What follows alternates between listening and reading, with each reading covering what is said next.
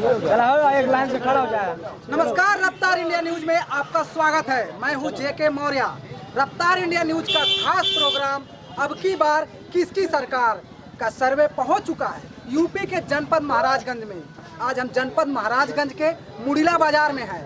यहाँ पर 2019 में लोकसभा की चुनाव में अब की बार किसकी सरकार को जानने के लिए हम आए हैं और लोगों से बात करेंगे कि इस बार यहाँ के लोग किसको समर्थन करते हैं। इसी बात को लेकर के हमारे साथ कुछ लोग मौजूद हैं। जी बताइए, क्या लग रहा है कि यहाँ के लोगों का किस पार्टी को किसको समर्थन है? बीजेपी को ज़्यादा समर्थन है। अच्छा, एक तरफ सुप्रिया सिंह श्रीनेत है, दूसरी तरफ बीजेपी से पंकज चौधरी जी है। दोनों में किसका पलड़ा भारी दिखाई देता है? बीजेपी का।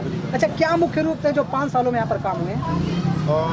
रोड का काम ज़्यादा दिख रहा है। रोड का काम है, रोड बिजली। मतलब क्या लग रहा है कि मतलब गठबंधन है और कांग्रेस है, तीनों में किसका पलड़ा जा रहा है? बीजेपी का पलड़ा भारी लग रहा है। बीजेपी का। क्यों बीजेपी का लग रहा है ऐसा? क्योंकि तरक्की हो रही है यहाँ पे। 5 सालों में बदलाव आ गया। हाँ, बदलाव आ गया। राहुल गांधी जी कह रहे हैं कि इस बार अगर कांग्रेस की सरकार बनती है तो किसानों को 72,000 रुपए देंगे।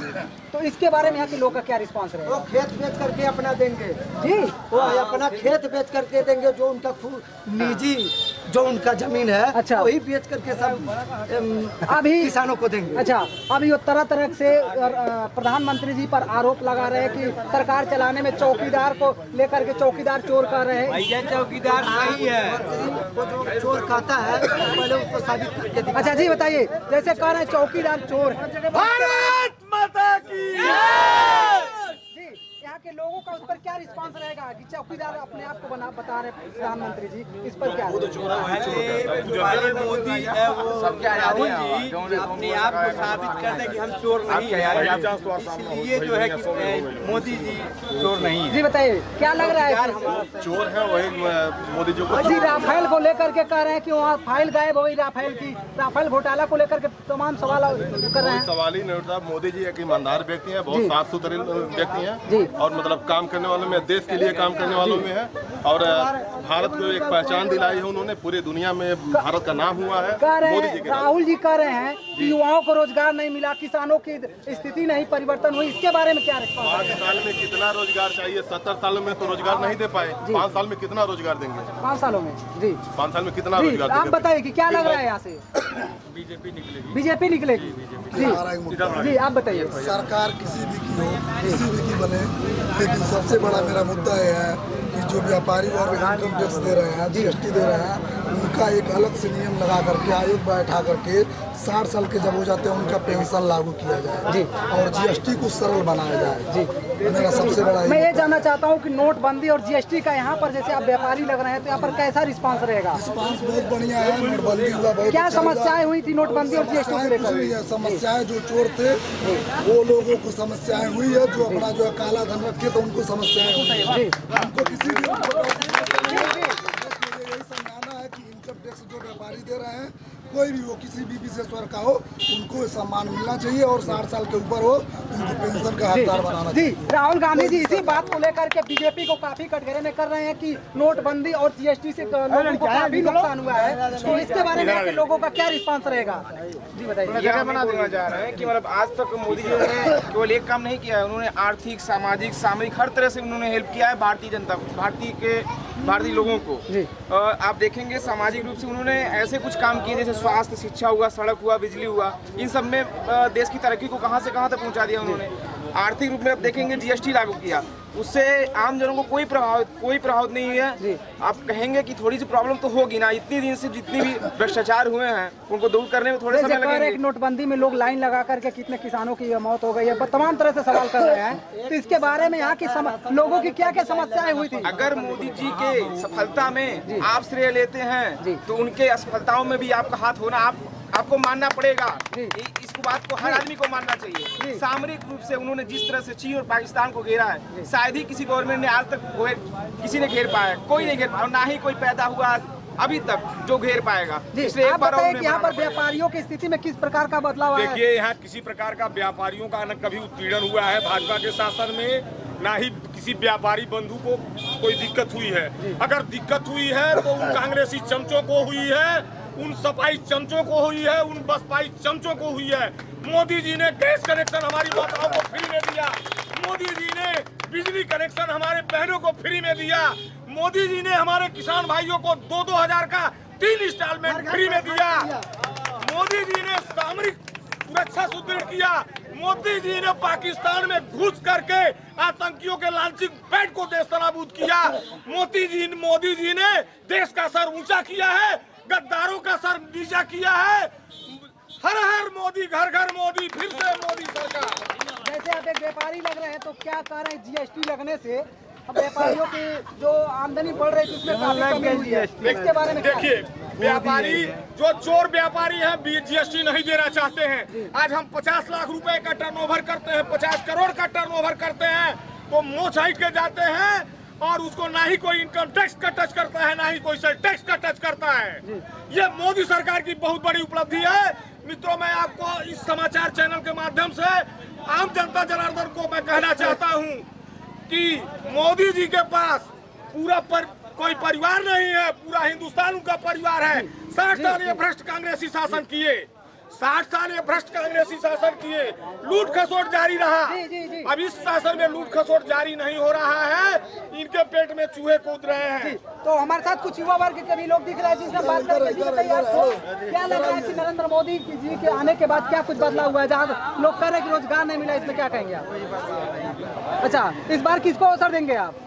कांग्रेस को देंगे। आप बताइए कि किसको अवसर देंगे? अरे हम तो पूरा भाजपा ही हैं। अच्छा अच्छा, आप भाजपा ही हैं, तो क्या लग रहा है? 30 सालों से सेवा करता है। अच्छा, इस समय 50% से ऊपर ज्यादा। आप बताइए कि क्या लग रहा है यहाँ पे कांग्रेस को?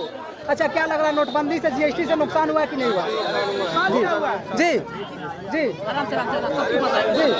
तो यहाँ पर काफी दुकानदार भाई भी हमारे साथ मौजूद है जिनसे हम बात करेंगे। बताइए क्या लग रहा है, नोटबंदी और जीएसटी से किस प्रकार का नुकसान यहाँ के लोग को हुआ है?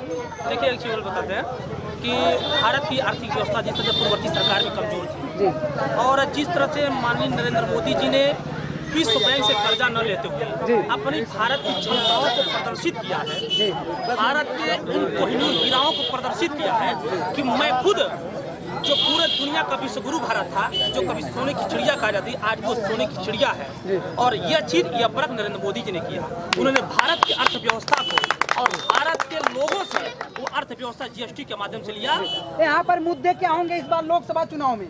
देखिए, मुद्दे विहीन है सारे लोग, किसी के पास कोई मुद्दा नहीं है। नरेंद्र मोदी जी ने भारत के साथ भारत के शान शौकत को ऐसा चार चांद लगाया है कि सारे लोग विपक्षी परेशान हैं, उनके पास कोई मुद्दा नहीं है।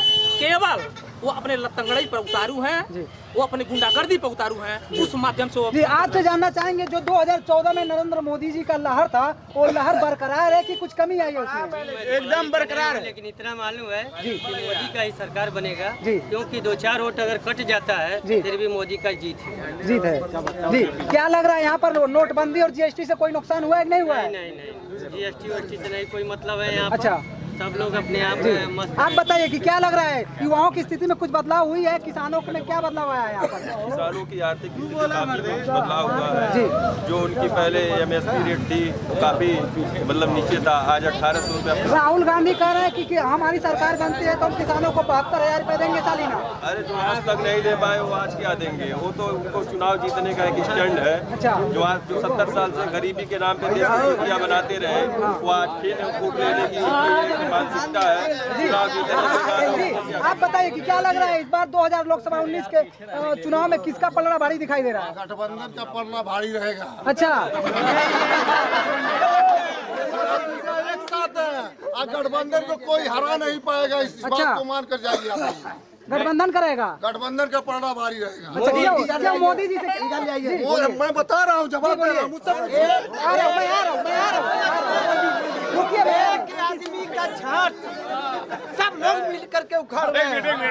जी सर, मैं चाहूंगा भद्र भाषा का प्रयोग न करें आप लोग, एक टीवी चैनल है, ठीक है? गलत बात होगा। जी बोलिए। 15 लाख खाते में आ गया, 2 करोड़ बेरोजगार क्या कर रहे हैं? ये BA BSc का लड़का है, आज रोड पर घूम रहा है। और सबसे ज्यादा नुकसान किसानों का मेरे 2 मंडे खेत में ये सांड और सड़वा और पड़वा दोनों घूमकर खाकर मेरे खेत को इतना नुकसान कर दिया है, मैं दुखी हूँ। इस नाते में कह रहा हूँ। जी बताइए क्या? देखिए मित्रों, किसानों का कहीं से हित नहीं हुआ है। अगर किसानों का भलाई किसी ने किया है तो माननीय मोदी जी ने और योगी जी ने किया है। उनको आर्थिक सुदृढ़ दिया है, कर्ज माफी हुआ है, हमारा घोषणा पत्र भाजपा का जो है लागू हुआ। और सुन लीजिए, हम सामरिक दृष्टि से आज चीन की हैसियत नहीं है कि हिंदुस्तान की बात करें, पाकिस्तान की हैसियत नहीं है कि हिंदुस्तान से बात करें, यहाँ तक कि अमेरिका हिंदुस्तान के प्रधानमंत्री को प्रोटोकॉल तोड़ के हवाई अड्डे पर मिलने प्रधानमंत्री से जाता है। भारत का विजय नहीं है तो किसकी विजय है?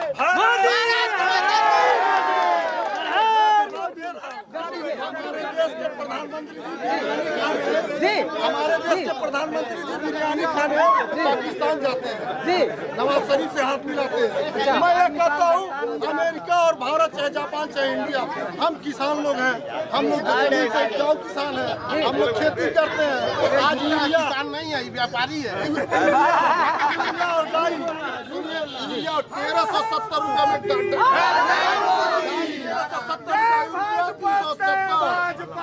370 45 किलो की बोरी आज के डेट में बता दे रहा हूँ आपसे। ये मोदी और चाहे योगी जी हमारे प्रधानमंत्री और मुख्यमंत्री जी हैं, हमारे उनको मैं सम्मान करता हूँ, लेकिन सबसे ज्यादा आज इसके। जी आप बताइए क्या लग रहा है, किसका गठ इस बार 2019 के चुनाव में किसका पलड़ा भारी दिखाई दे रहा है? भाजपा का दिखाई दे रहा है। जी आप बताइए क्या लग रहा है? मोदी सरकार, मोदी सरकार, मोदी सरकार, मोदी सरकार, मोदी सरकार। क्यों मोदी सरकारी, क्यों मोदी सरकार, इस पर बताइए। जी अभी कांग्रेस के शासनकाल में जो भी बेरोजगार थे वो थे, जो जीडीपी था 5 समथिंग, भाजपा की सरकार में जीडीपी 7 पॉइंट समथिंग हो। इससे बड़ा क्या चाहिए? इसलिए मोदी को हर हाल में 2019 से लेके जो भी चुनाव आएगा, हर हाल में मोदी को जिताना हमारा लक्ष्य है, और इसलिए हर हर मोदी। और भी कुछ लोग हमारे पास जिनसे बात करना चाहेंगे। जी कौन है? जी नीलू भैया। कौन है? नीलू भैया। जी हमारे साथ कुछ और भी लोग दिखाई दे रहे हैं जिनसे बात करना चाहेंगे। और राहुल गांधी कह रहे कि हमारी सरकार आएगी तो आगे 60 सालों से क्या कर रहे थे? अच्छा 60 साल पहले क्या 60 साल से इनकी सरकार नहीं थी जो राफेल को लेकर के भी बेर रहे हैं। आज कांग्रेस की देन है कि राफेल में इतनी लेट हो रही है। अच्छा जानबूझ के फंसाया जा रहा है। हाँ कांग्रेस का राफेल को रोका जा रहा है और कोई मुद्दा नहीं है कांग्रेस के पास। जी बोलिए क्या कहेंगे? जी भैया, बीजेपी सरकार को जितना उखाड़ कर फेंक दीजिए, इतने गलत बातों का, गलत शब्दों का प्रयोग मत करिएगा। नहीं गलत शब्दों का प्रयोग करेंगे हम। जितना बार झूठा धारा 370 खत्म कर देंगे हम, ठीक ना? और उसके बाद से जो है हर घर खाते में 15 लाख रुपया भेज देंगे हम। बस राम मंदिर हम बनवा देंगे। उन्होंने तो स्पष्ट कर दिया कि उनके किसी भी घोषणा पत्र में 15 लाख रुपए देने का कोई वादा ही नहीं था। कानून नहीं होता, जुम्मेदारी नहीं चलेगी, जुम्मेदारी नहीं चलेगी। अच्छा माननीय मोदी जी ने ये कहा था कि अगर जितने भी घोटालेबाज विदेशों में अपना पैसा खर्च किए जमा करके रखे हैं, वो अगर पैसा हमारे देश में आ जाए तो एक एक आदमी को 15 लाख रुपया मिलेगा। एक एक आदमी को 15 लाख खाते में मिलेगा।